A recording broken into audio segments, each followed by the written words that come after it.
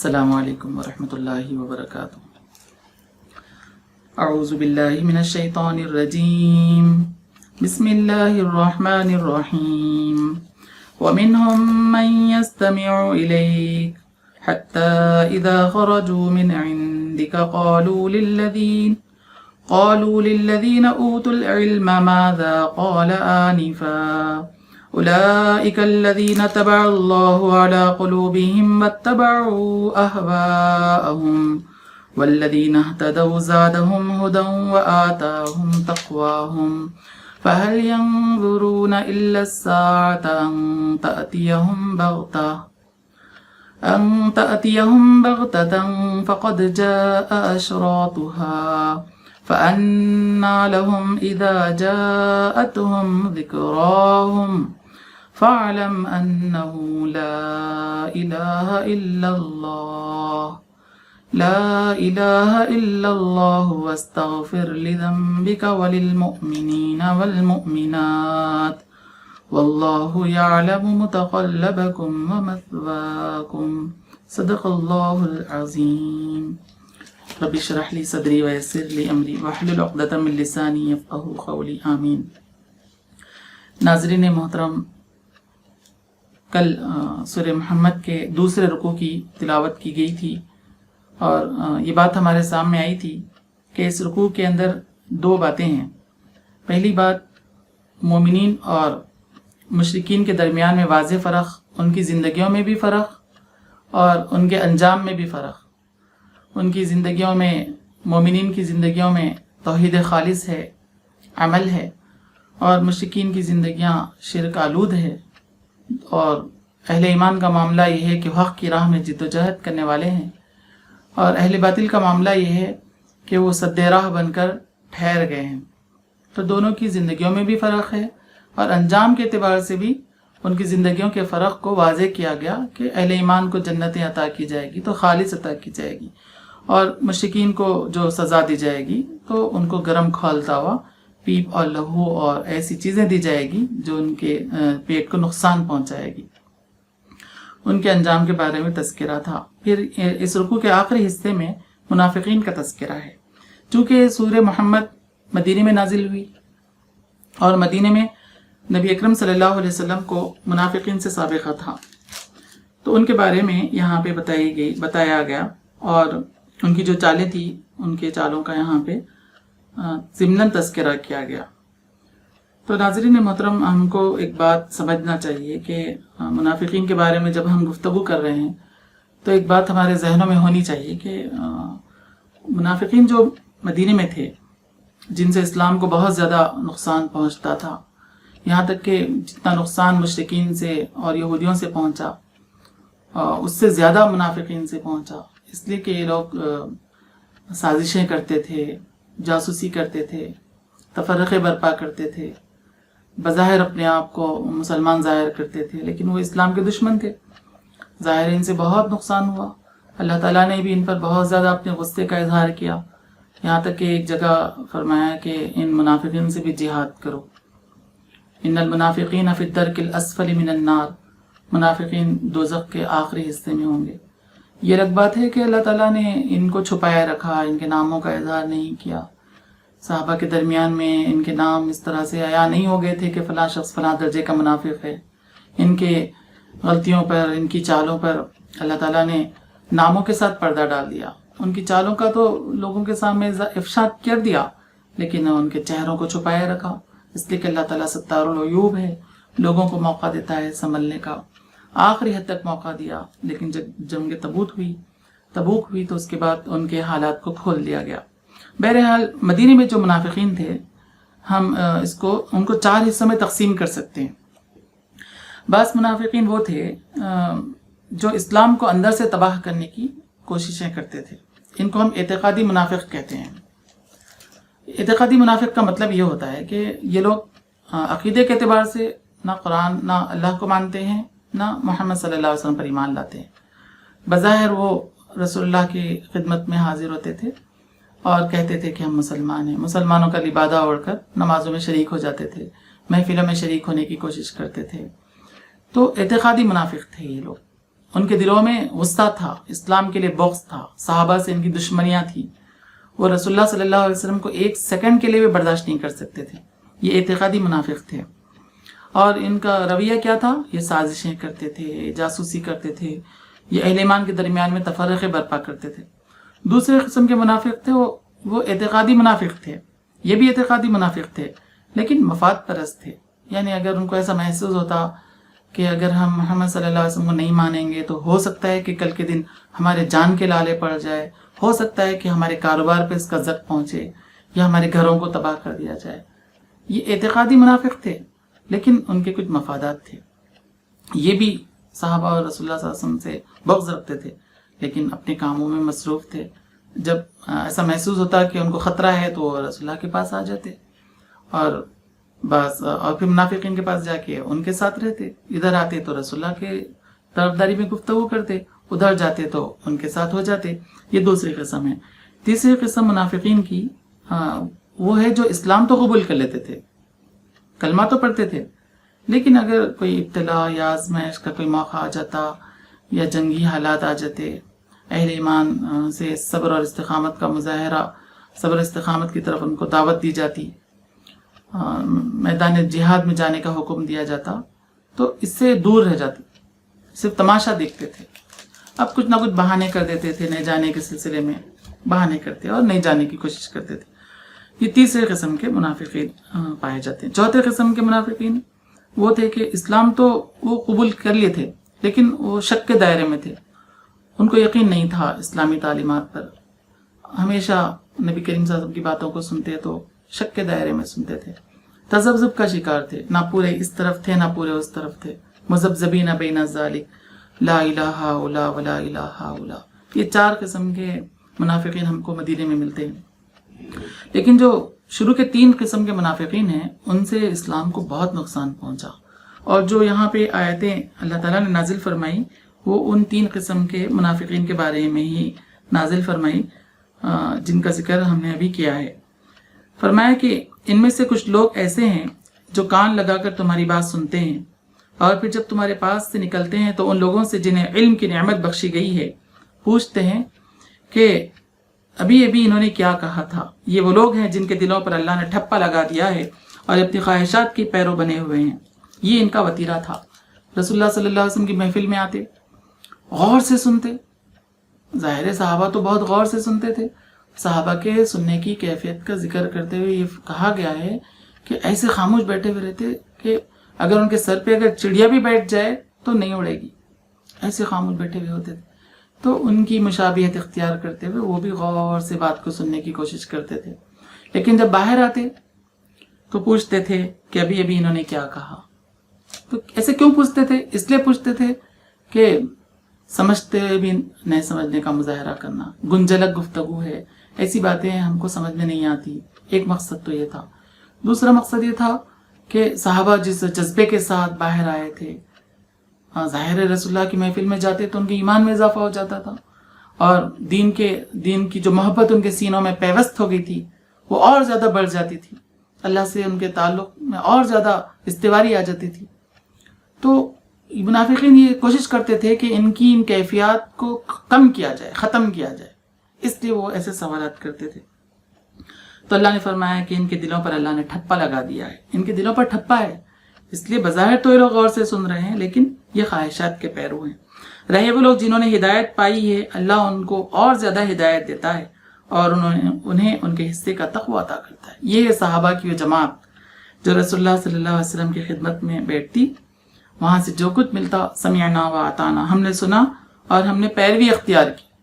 اور اللہ تعالیٰ کو یہی مطلوب ہے کہ ہم جب بھی ہمارے سامنے قرآن مجید کی تلاوت ہو، رسول اللہ صلی اللہ علیہ وسلم کی باتیں ہمارے سامنے پیش کی جائیں تو ہماری اندر سے کیفیت یہ ہو کہ سمعنا و اطعنا، اے اللہ ہم نے سنا اور ہم نے اطاعت قبول کی. اس کے لیے وقت نہ ہو، اس کے لیے ہم ایسا نہ سوچے کہ ابھی کچھ دنوں کے بعد کریں گے، ایسا نہیں، بلکہ فوری ایک جذبے کے ساتھ ہم کو عمل پر آمدہ ہو جانا چاہیے. یہ ایسے لوگوں کے بارے میں اللہ فرماتے ہیں کہ اللہ نے ان کی ہدایت میں اور اضافہ کر دیا اور ان کو ان کے حصے کا تقوی عطا کر دیا. ان کا جو مقام ہے جنت میں وہاں تک ان کو پہنچا دیا. اللہ تعالیٰ کہ نظروں میں اللہ تعالیٰ کے پاس ان کو ایک اونچا مقام مل گیا. تو یہ اہل ایمان کی صفت یہاں پہ بیان کی گئی ہے. یہی معاملہ تھا صحابہ کا، بہت غور سے سنتے تھے اور پھر رسول اللہ صلی اللہ علیہ وسلم کے ساتھ شانہ بشانہ آپ کے دعوت کو عام کرنے میں، آپ کے مشن کو پورا کرنے میں دھڑ کی بازی لگا دیتے تھے. اور یہ اللہ تعالیٰ کو محبوب بھی ہے اور مطلوب بھی ہے. ہم دیکھتے ہیں کہ صحابہ کی زندگی ایسی تھی کہ یہ تو محفلوں کی بات ہے، محفلوں کے علاوہ بھی جو صحابہ ہوتے تھے ان کے سامنے جب رسول اللہ صلی اللہ علیہ وسلم کا نام لے کر اگر کوئی بات کہہ دی جاتی تو فوری اس کے لیے تیار ہو جاتے. یاد کیجئے کہ جب قبلہ بدلا تھا تو بعض لوگ جا کر اعلان کرنے لگے کہ قبلہ بدل گیا ہے، تو لوگ نماز کی حالت میں اپنے چہروں کو قبلے کی طرف پھیر لیے. تو یہ کیفیت ان کی تھی. اسی طرح سے ہم دیکھتے ہیں کہ حضرت عبداللہ ابن مسعود رضی اللہ تعالیٰ عنہ کے بارے میں آتا ہے کہ ایک مرتبہ وہ نماز پڑھنے کے لیے مسجد آ رہے تھے. تو مسجد کے جب قریب آئے تو ان کے کان میں آواز آئی بیٹھ جاؤ. تو مسجد کے باہر بیٹھ گئے. لوگوں نے کہا کہ بیٹھنے کا مطالبہ آپ سے نہیں ہے بلکہ اللہ کے رسول نے مسجد میں کسی سے کیا ہے. تو عبداللہ ابن مسعود رضی اللہ تعالیٰ نے اس موقع پر فرمایا کہ میرے کان میں آواز پڑی رسول اللہ کی اور میں بیٹھ گیا. ہو سکتا ہے کہ اللہ کے رسول نے مجھے ہی کہا ہو. اس حال میں اگر میری موت آ جائے اور میں آپ کے حکم کی تعمیل نہ کروں تو میں کل خدا کے سامنے کیا جواب دوں گا.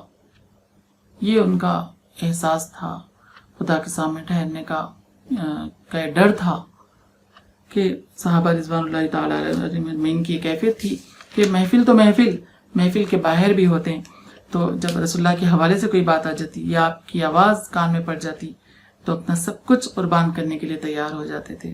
ان کی تعریف کی گئی یہاں پر قرآن مجید میں کہ اللہ نے ان کی ہدایت میں اور اضافہ کیا. اور یہی اللہ تعالیٰ کو مطلوب ہے کہ ہم بھی اپنی زندگیوں کا جائزہ لیں اور ہمارے سامنے جو آیتیں آتی ہیں، جو احکامات ہمارے سامنے آتے ہیں، اس کو پورا کرنے میں بھی ہم اپنے آپ کو لگا دیں.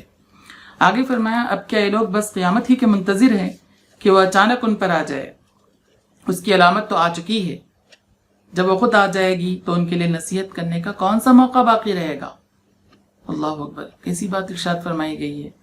اگر یہ لوگ قیامت کے منتظر ہیں تو ان کو یہ سمجھ جانا چاہیے کہ قیامت کی علامت تو آ چکی ہے. علامت آ چکی، ان علامتوں کو دیکھ کر لوگ اپنے آپ کو اللہ کے حوالے کر دیں، اطاعت اور فرمانبرداری کی روش پر آ جائیں. لیکن اگر قیامت آ جائے تو پھر کسی کی بات سنی نہیں جائے گی، فیصلہ چکا دیا جائے گا.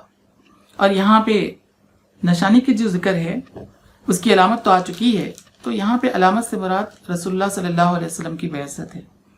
آپ کا آنا ہی قیامت کا اعلان ہے، اس لیے کہ آپ کے بعد اب کوئی نبی اور رسول آنے والے نہیں ہیں. آپ کو خاتم النبیین بنا کر روانہ کیا گیا ہے. خود رسول اللہ صلی اللہ علیہ وسلم نے اپنے بارے میں ایک موقع سے فرمایا تھا بعثت انا والساعۃ کہاتین، میں اور قیامت اس طرح سے بھیجے گئے. میں ہوں تو پھر اب قیامت ہی ہے، بیچ میں کوئی نبی آنے والے نہیں ہیں. تو خود رسول اللہ نے اپنا تعارف اس طرح سے پیش کیا تھا. تو اللہ سبحانہ وتعالیٰ فرماتے ہیں کہ جب نبی آ چکے ہیں تو ان کی دعوت پر جو لوگ لبیک نہیں کہتے، تو اگر اس کے بعد قیامت آ جائے گی تو پھر ان کے لیے کوئی موقع باقی نہیں رہے گا واپس آنے کا. یہاں پر یہ بات ارشاد فرمائی گئی ہے. پھر فرمایا کہ فَاعْلَمْ أَنَّهُ لَا إِلَهَ إِلَّا اللَّهُ وَاسْتَغْفِرْ لِذَنبِكَ وَلِلْمُؤْمِنِينَ وَالْمُؤْمِنَاتِ. بس اے نبی صلی اللہ علیہ وسلم خوب جان لو کہ اللہ کے سوا کوئی عبادت کا مستحق نہیں، اور معافی مانگو اپنے قصوروں کے لیے بھی اور مومن مردوں اور عورتوں کے لیے بھی. اللہ تمہاری سرگرمیوں کو بھی جانتا ہے اور تمہارے ٹھکانے سے بھی واقف ہے. اے نبی خوب جان لو کہ اللہ کے سوا کوئی عبادت کا مستحق نہیں. فَاعْلَمْ أَنَّهُ، جان لو، اچھی طرح سے جان لو. ہم دیکھتے ہیں کہ جب رسول اللہ صلی اللہ علیہ وسلم نے اپنی دعوت کا آغاز کیا تھا تو اسی کلمے سے کیا تھا، قولوا لا الہ الا اللہ تفلحون، کہو لا الہ الا اللہ کامیاب ہو جاؤ گے. یہ آپ نے اپنے اس دعوت کو اس طرح سے پیش کیا کہ پھر مدینہ آئے تو اسلامی نظام قائم ہو گیا اور الہ واحد کی حکومت کا اعلان کر دیا گیا. تو اس راہ میں اگر کوئی آڑے آتے ہیں، کوئی مزاحمت کرتے ہیں تو اس پر ثابت قدمی کے ساتھ جم جاؤ. اگر جہاد کی نوبت آ جاتی ہے، تلوار اٹھانے کی ضرورت پیش آ جاتی ہے تو اس کے لیے بھی دریغ مت کرو، وہ بھی تم کو اپنے فریضے کو انجام دینا ہے. یہ بتایا گیا اس لیے کہ خوب جان لو کہ اللہ کے سوا کوئی عبادت کا مستحق ہے ہی نہیں. کوئی الہ ہے ہی نہیں. یہ بات ہم کو اچھی طرح سے یاد رکھنی چاہیے کہ الہ صرف اللہ ہے، اللہ کی ذات ہے. اور الہ کا جو ترجمہ، جو مفہوم ہے، وہ ہمارے ذہنوں میں ہونا چاہیے. الہ کا مطلب یہ ہوتا کہ جس کے پاس کل اختیارات ہو اور جس کے پاس کل اقتدار ہو، وہ ہے الہ. یہ پہلا اس کا ڈیفینیشن ہے. دوسرا یہ ہے کہ ان اختیارات اور اس کے جو اختیارات ہیں اس میں کوئی اور شریک بھی نہ ہو. اس کے اختیارات میں کوئی انسان شریک نہ ہو، کسی قسم کی کوئی بت وغیرہ اس میں شریک نہ ہو. تو دو چیزیں یاد رکھنی چاہیے. اس کے اختیارات پورے کے پورے اسی کے ہیں، اور سارا کا سارا ملک اسی کا ہے، ساری چیزیں اسی کی ہے. پھر اس میں کوئی شریک بھی نہیں ہے. اس کی تفصیل اگر ہم کو دیکھنا ہے تو سورہ نحل کی آیت نمبر 60 سے لے کر 64 تک، 62 64 تک ہم کو الہ کی بہترین تشریح ملتی ہے کہ الہ کیا ہے. قرآن مجید میں 147 مرتبہ الہ کا تذکرہ آیا ہے، اور لفظ اللہ 2698 مرتبہ آیا ہے. اور ہم جانتے ہیں کہ اللہ جو لفظ ہے اصل میں وہ الہی ہے. عرب کے مشرکین عرب یہ کرتے تھے کہ معبودان باطل کے لیے وہ الہ کا لفظ استعمال کرتے تھے. تو اللہ سبحانہ تعالیٰ نے یہ کیا کہ اس کے اوپر الف لام داخل کر دیا گیا. اور الف لام جب کسی چیز پر داخل کر دیا جاتا ہے تو وہ خاص ہو جاتی ہے، وہ خالص ہو جاتی ہے. تو الہ واحد اللہ رب العالمین ہے. تو اس الہ واحد کے شروع میں اگر الف لام داخل کر دیا گیا تو اب یہ طے ہو گیا کہ اس کے علاوہ کوئی اور الہ ہو ہی نہیں سکتا. اس معنی میں ہے اللہ. اور یہ ہم دیکھتے ہیں کہ الہ اور اس کے شروع میں جو الف لام داخل کیا گیا ہے، درمیان میں ایک حمزہ آ گیا، اس حمزے کو ہٹا کے دونوں کو ادغام کر دیا گیا تو اللہ ہو گیا. اور یہ نام اتنا اللہ تعالیٰ کو پسند ہے. سورہ بنی اسرائیل میں فرمایا قُلِ ادْعُوا اللَّهَ أَوِ ادْعُوا الرَّحْمَٰنَ أَيَّمَّا تَدْعُوا فَلَهُ الْأَسْمَاءُ الْحُسْنَىٰ. تم رحمان کہہ کے پکارو یا اللہ کہہ کے پکارو، اس کے لیے بہترین صفات ہے. تو اللہ خود کہتا ہے کہ تم اللہ کہہ کے پکارو، رحمان کہہ کے پکارو. تو یہ الہ واحد کی بندگی کا اعلان ہے. تو اللہ سبحانہ تعالیٰ فرماتا ہے کہ اس بات پر پوری طرح سے یقین کر لو کہ تمام اختیارات اور سارا کا سارا اقتدار اللہ رب العالمین کا ہے، بلا شرکت غیر. اللہ ہی کا اقتدار ہے، اللہ ہی کے اختیارات ہیں. کسی انسان کو یہ اختیار نہیں ہے کہ اپنی حکومت چلائے، اپنی بات انسانوں پر چلائے. انسان اللہ کے ہے، حکم بھی اسی کا ہوگا. الا لہ الخلق والامر. پورے اختیارات، کل اختیارات کا مالک اللہ رب العالمین ہے. یہ اس بات کا اعلان ہے. فرمایا کہ تم اچھی طرح سے ذہن میں رکھو کہ لا الہ الا اللہ. واستغفر لذنبک وللمؤمنین والمؤمنات. اور اپنے اور مومنین کے معافی مانگو، اپنے قصوروں کے لیے بھی، اور مومن مردوں اور عورتوں کے قصوروں کے لیے بھی تم معافی مانگو. تو رسول اللہ صلی اللہ علیہ وسلم کو جو ہے استغفار کے بارے میں کہا گیا تھا کہ وہ استغفار کریں اپنے لیے بھی اور مومن مردوں اور عورتوں کے لیے بھی. ہم دیکھتے ہیں کہ نبی صلی اللہ علیہ وسلم کی زندگی میں آپ سے کوئی گناہ سرزد نہیں ہوا، بلکہ ہمارا یہ عقیدہ ہے کہ نبی معصوم ہوتے ہیں، ان سے گناہ ہوتا ہی نہیں ہے. اس کے باوجود بھی رسول اللہ دن میں 100 مرتبہ 70 سے زائد مرتبہ استغفار پڑھا کرتے تھے. تو ہم کو بھی یاد رکھنا چاہیے کہ ہم بھی توبہ و استغفار کرتے رہیں.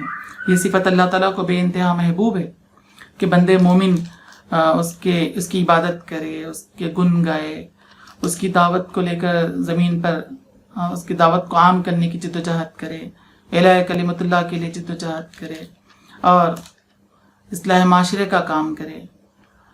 اس کے ساتھ ساتھ وہ توبہ و استغفار کرتے رہے. یہ مومنین کا طریقہ ہوتا ہے، اور یہ اللہ تعالیٰ کو بہت زیادہ پسند ہے کہ بندے مومن اللہ کے دین کے لیے بھی جد و جہد کرے اور بار بار اپنے قصوروں سے معافی مانگتا رہے. یہ اللہ تعالیٰ کو پسند ہے.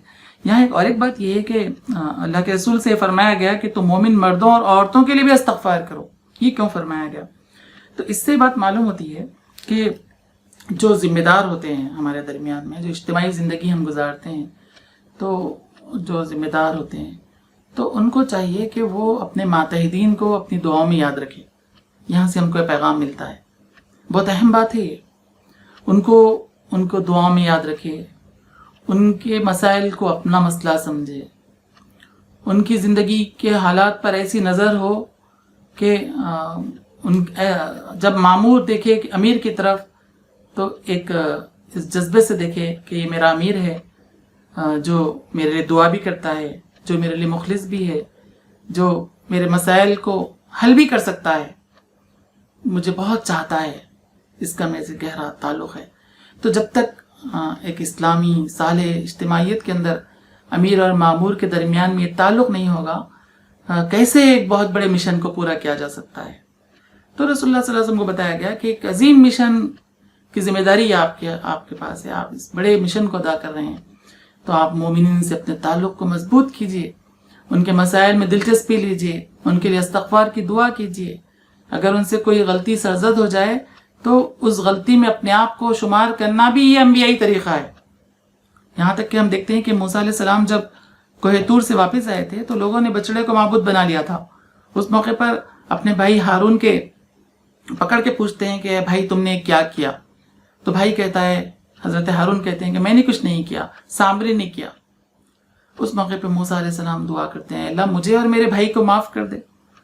دیکھیے آپ کے نہ ہارون کا قصور ہے نہ موسیٰ علیہ السلام کا قصور ہے، موسیٰ علیہ السلام تو کوہ طور پہ تھے۔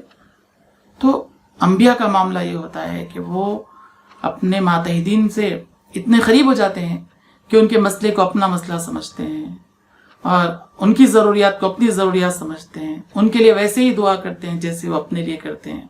تو یہ وہ گہرا تعلق ہوتا ہے آپسی، جس کے نتیجے میں کوئی بھی مشن پائے تکمیل کو پہنچ سکتا ہے۔ تو یہ بات ہم کو اچھی طرح سے یاد رکھنی چاہیے۔ یہاں پہ یہ رکوع اپنے اختتام کو پہنچا۔ اس کے بعد کا جو رکوع شروع ہو رہا ہے، یہ جو دوسرا رکوع ہم پڑھے اس کے اندر دو باتیں تھیں جس پر گفتگو ہوگی۔ پہلی بات مومنین اور مشرکین کے درمیان میں واضح فرق، اور دوسری بات منافقین کا تذکرہ، ان کی چالوں کا تذکرہ آیا تھا۔ اس کے بعد یہ جو تیسرا رکوع یہاں سے شروع ہو رہا ہے، اس تیسرے رکوع کے اندر ہم کو تین باتیں ابھر کر ملتی ہے۔ پہلی بات یہ ہے کہ اللہ تعالیٰ نے اس رکوع میں مختصراً جہاد کے بارے میں فرمایا اور منافقین کے رویے کو بتایا کہ جب جہاد کا حکم آیا تو منافقین کا کیا رویہ تھا۔ دوسری بات یہ بتائی کہ زمین کا اقتدار اگر اہل باطل کے ہاتھ میں دے دیا جائے تو اہل باطل زمین میں فساد پھیلائیں گے، یہ کبھی بھی زمین پہ اصلاح کا فریضہ انجام نہیں دے سکتے۔ تیسری تدبر قرآن کی طرف، قرآن میں تدبر کرنے کی دعوت دی گئی ہے۔ یہ تین اس کے بنیادی موضوعات ہیں۔ تو ہم اس کا مطالعہ کرتے ہیں کہ اللہ سبحانہ وتعالیٰ فرماتا ہے، جو لوگ ایمان لائے وہ کہہ رہے تھے، جو لوگ ایمان لائے ہیں وہ کہہ رہے تھے کہ کوئی صورت کیوں نہیں نازل کی جاتی جس میں جنگ کا حکم دیا جاتا ہے، مگر جب ایک پختہ صورت نازل کر دی گئی جس میں جنگ کا تذکرہ تھا تو تم نے دیکھا کہ جن کے دلوں میں بیماری تھی وہ تمہاری طرف اس طرح دیکھ رہے ہیں جیسے کسی پر موت چھا گئی ہو، افسوس ان کے حال پر۔ اطاعت کا اقرار اور اچھی باتیں، مگر جب قطعی حکم دے دیا گیا تو اس وقت وہ اللہ سے اپنے عہد میں سچے نکلتے تو انہی کے لیے اچھا تھا۔ دیکھیے آپ کیسا اللہ تعالیٰ نے ان کے حالات کا نقشہ یہاں پر کھینچا ہے کہ جب مکہ سے آنے کے بعد جب مدینے میں شروع میں مسلمانوں پر ظلم ابھی روا تھا، مشرکین مکہ جب ملک شام جاتے تو جاتے جاتے مسلمانوں کو ستاتے ہوئے جاتے اور مختلف چالیں چلتے تھے یہ لوگ۔ تو اس موقع پہ بعض منافق قسم کے لوگ جن کا تذکرہ بھی ہم نے کیا ہے، تو وہ لوگ آتے تھے اور کہتے تھے کہ کیوں نہ کوئی آیت نازل ہو گئی کہ ہم ان سے مقابلہ کرتے، اس طرح کی باتیں کرتے، یعنی وہ یہ ثابت کرنے کی کوشش کرتے تھے کہ تمہارا ہم سے گہرا اٹیچمنٹ ہے، اس کو پہچانو، اس بات کی یہ لوگ کوشش کرتے تھے۔ لیکن جب جنگ کا حکم نازل کر دیا گیا تو اللہ تعالیٰ فرماتا ہے کہ ایسے ہوگے جیسے کہ ان پر موت چھا گئی۔ یہ ہے منافقین کا رویہ۔ اس کے مقابلے میں مومنین کا رویہ کیا تھا؟ مومنین کا رویہ یہ تھا کہ مٹھی بھر تھے۔ ہم جنگ بدر میں دیکھیے کہ کتنے مختصر تھے، لیکن جن کے پاس ہتھیار بھی پورے نہیں تھے، لیکن جب اللہ کا حکم آ گیا تو انہوں نے سر دھڑ کی بازی لگا دی، اور ہم دیکھتے ہیں کہ اللہ تعالیٰ نے اہل ایمان کو غلبہ عطا کیا، اقتدار سے نوازا۔ تو ان کا یہاں پہ تذکرہ کیا گیا ہے۔ اس کے بعد دوسری اہم بات یہاں پہ کہی گئی ہے کہ اب کیا تم لوگ کیا تم لوگوں سے اس کی سوا کچھ اور بات کی توقع رکھتے ہو کہ اگر تم الٹے منہ پھر گئے تو زمین میں فساد برپا کرو گے، آپس میں ایک دوسرے کے گلے کاٹو گے۔ تو ناظرین محترم، اس رکوع کے اندر یہ بات بتائی گئی ہے کہ جب جنگ کا حکم نازل کیا گیا تو جنگ کا حکم اس لیے نازل کیا گیا کہ زمین سے ظلم کا خاتمہ ہو، زمین پہ لوگوں کو انصاف ملے، زمین پہ ایک اللہ کی بڑائی کا اعلان ہو، اور انسان ایک خلیفہ کی حیثیت سے یہاں پہ حکومت کرے، اللہ تعالیٰ کے احکامات کو، اس کے فرامین کو اس زمین پر جاری و نافذ کرے، اور اللہ تعالیٰ کے احکامات پر عمل کرنے کے نتیجے میں ہی لوگوں کو سکون مل سکتا ہے۔ حافظ میرٹھی نے فرمایا تھا، یہ اہل علم و دانش کے ناقص ہیں سارے منصوبے، انسان کو بنانے والا ہی انسان کے مسائل جانے ہیں۔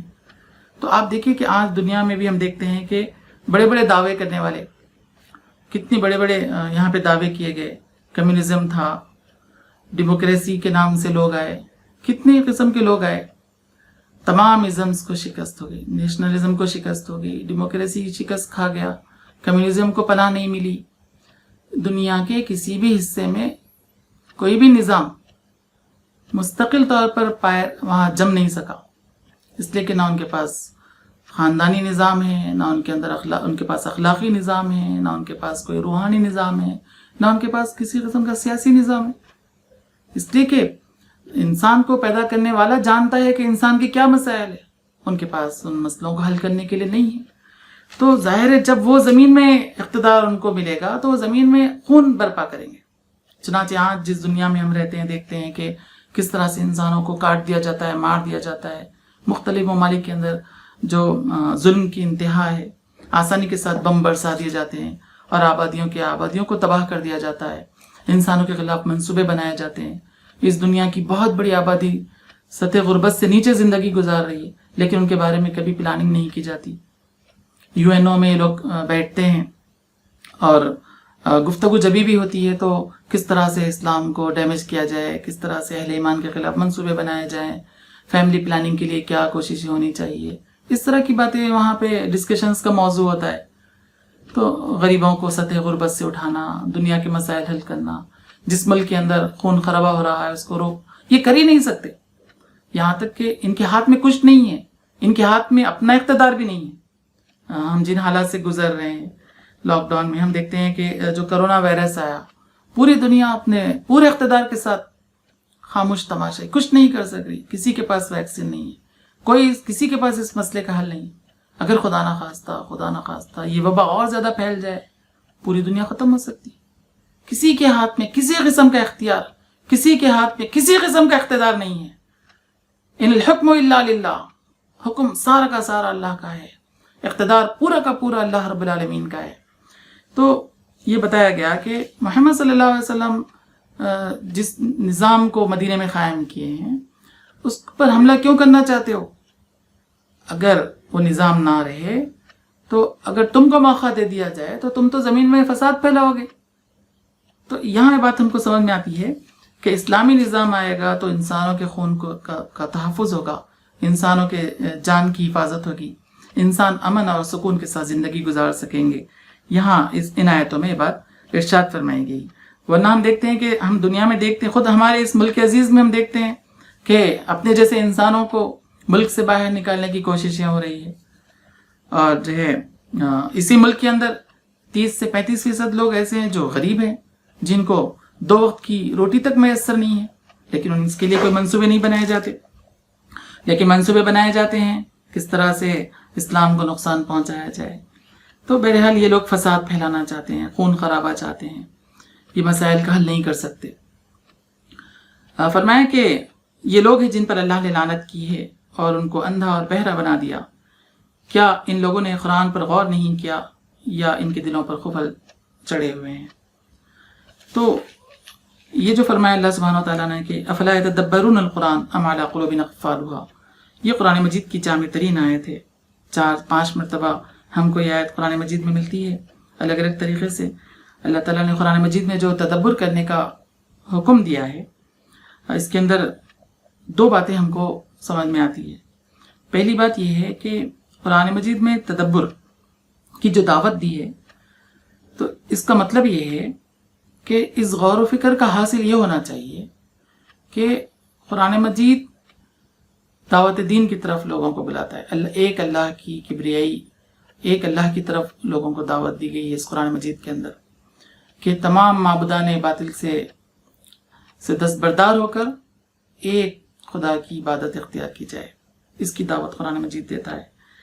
قرآن مجید میں بتاتا ہے کہ اللہ تعالیٰ نے انبیاء علیہ السلام کے ذریعے سے ایک شریعت دیا ہے، اس شریعت پر ہم عمل کریں، زندگی گزارنے کے اصول دیے ہیں، اور یہ دین زمین پر قائم ہونے کے لیے آیا ہے۔ اللہ تعالیٰ کا اقتدار اس زمین پر قائم ہوگا۔ یہ سارے جو قرآن مجید کے مختلف عنوانات ہیں، اور بھی عنوانات ہیں، تو اس کی طرف اشارہ ہے کہ افلا یتدبرون القرآن، کہ لوگ قرآن میں غور و فکر نہیں کرتے، یعنی کہ یہ ساری چیزیں ہیں اس قرآن مجید کے اندر اور یہ ساری چیزیں ہونا چاہیے، اس طرف اشارہ ہے۔ کیا ان کے دلوں پر خفل چڑھے ہوئے ہیں، یہ فرمایا گیا۔ اس کا ایک اور بھی اس میں اللہ تعالیٰ نے اہل ایمان سے بھی مطالبہ کیا کہ وہ قرآن مجید میں غور و فکر کریں۔ ہم اس گفتگو کو انشاءاللہ تعالیٰ اس کے بعد کی آخری نشست میں رکھیں گے کہ قرآن مجید میں تدبر کے حوالے سے بھی کچھ باتیں رکھیں گے، اور قرآن مجید میں تدبر نہیں کرنے کے نتیجے میں جو دنیا میں نقصانات ہوتے ہیں، اور وہ اس پر بھی ہم آخری میں گفتگو کریں گے۔ جو باتیں آج ہمارے سامنے آئی اس کو ہمیں یاد رکھنا چاہیے کہ منافقین کے بارے میں تذکرہ ہم کو معلوم ہوا کہ ان کی کیا کیفیت ہے اور ان کی کتنی قسمیں ہیں، اس پر گفتگو ہوئی، اور پھر نبی اکرم صلی اللہ علیہ وسلم کا ذکر کر کے بتایا گیا کہ آپ صلی اللہ علیہ وسلم قیامت کی علامتوں میں سے ایک علامت ہے کہ آپ کے بعد اب کوئی نبی آنے والے نہیں ہیں۔ اسی طرح سے لا الہ الا اللہ کا جو ڈیفینیشن ہے وہ ہمارے ذہنوں میں ہونا چاہیے، اور استغفار کی کثرت، دعوت دین کی راہوں میں جد و جہد، اور پھر توبہ و استغفار، یہ دو چیزیں ساتھ ساتھ ہو۔ پھر یہ کہ آخری بات ہمیں معلوم ہوئی کہ اللہ کے رسول صلی اللہ علیہ وسلم نے اسلامی نظام کی جو جد و جہد کی ہے، اس کام کے علاوہ اگر زمین کا اقتدار کسی اور کے حوالے دے دیا جائے تو لوگ زمین میں خون خرابہ کریں گے۔ تو دنیا میں امن اگر قائم ہو سکتا ہے، عدل اگر قائم ہو سکتا ہے، تو وہ اسلام کے سائے تلے ہی ہو سکتا ہے۔ یہ بات معلوم ہوئی۔ آخر میں افلا یتدبرون القرآن، کہ لوگ قرآن مجید میں غور و فکر نہیں کرتے، یہ ان کے دلوں پر تالے پڑے ہوئے ہیں۔ اس کی انشاءاللہ یہاں سے ہم گفتگو آخر نشست میں کریں گے۔ اللہ سبحانہ و تعالیٰ سے دعا ہے کہ اللہ تعالیٰ وہ ہمیں اس رمضان مبارک سے بھرپور فائدہ اٹھانے کی توفیق عطا فرمائے۔ رمضان مبارک قرآن مجید کے نزول کا مہینہ ہے۔ اللہ تعالیٰ سے ہم دعا کرتے ہیں کہ اللہ تعالیٰ ہمیں اس قرآن سے وابستہ کر دے، اس میں غور و فکر کرنے کی ہم سب کو توفیق عطا کرے، اس کی روشنی میں زندگی گزارنے والا بنائے۔ آمین۔ وآخر دعوانا ان الحمد للہ رب العالمین۔